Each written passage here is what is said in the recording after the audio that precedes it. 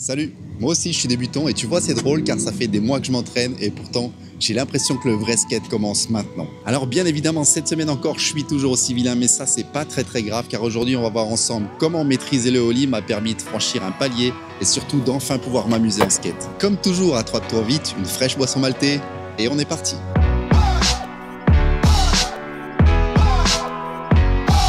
Avant de commencer, et pour ceux qui sont gamers, vous êtes nombreux, je le sais, j'ai programmé le prochain live qui aura lieu le dimanche 7 septembre à 20 h. Ça se passera ici sur YouTube pour le début du championnat Ollie World Skate 30+. Je vous donnerai toutes les infos lors du live, alors ne loupez pas ça.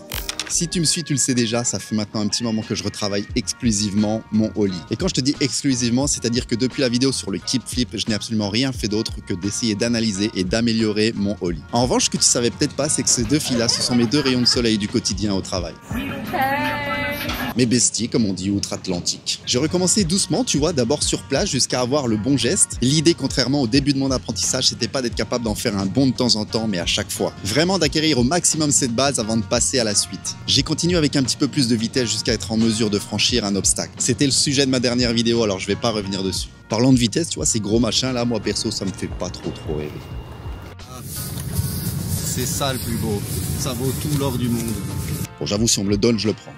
Très sincèrement, cette période de réapprentissage du ollie était très longue. C'était très répétitif et j'avais vraiment l'impression de devoir aller à l'entraînement. Ce que je veux dire par là, c'est que quasiment aucune de mes sessions était drôle, tu vois, ni agréable d'ailleurs avec cette chaleur insupportable. Mentalement, c'était compliqué, tu vois, surtout avec tout le travail que je dois fournir en parallèle pour cette chaîne YouTube qui me prend beaucoup de temps en plus de mon travail. C'était vraiment assez difficile de garder cette motivation, tu vois, surtout que je skate toujours tout seul. Bon, par contre, rencontrer les cheerleaders et obtenir des posters dédicacés de l'équipe de volley et de soccer, j'avoue, ça m'a bien donné le sourire. Oui, j'ai bien dit soccer. En revanche, aujourd'hui, tu vois, à chaque fois que je prends le skate, ça n'a plus rien à voir. Je suis enfin capable de m'amuser avec et j'apprécie beaucoup plus sortir faire du skate.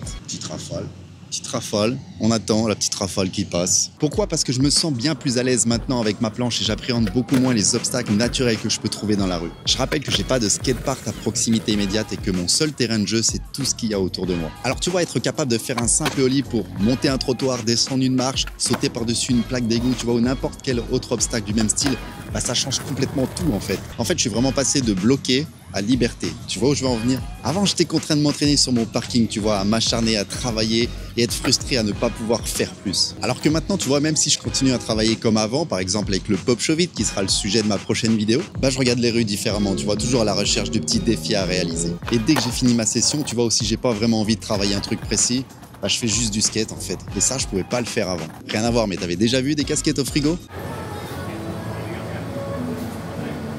Maintenant, oui.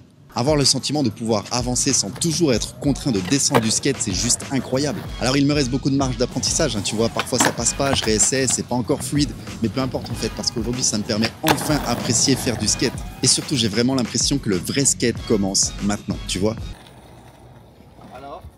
Un autre truc que j'apprécie ici, c'est les po' boys, et si tu viens en Louisiane, j'ai quelques bonnes adresses. C'est oui. C'est validé. Vous le savez, je préfère évoquer mes expériences et la manière dont je travaille au travers de ces vidéos plutôt que de donner des conseils. Mais pour le coup, prenez le temps d'apprendre la base avant de passer sur d'autres tricks, car très sincèrement, juste cette sensation de pouvoir franchir une marche et continuer sans avoir à descendre du skate, c'est juste indescriptible. Un peu comme rencontrer Vincent Milou à Miami lors de la SLS, tu vois, c'était juste incroyable. Allez voir ça, elle passe à Paris en octobre. Avec Vincent, le pote.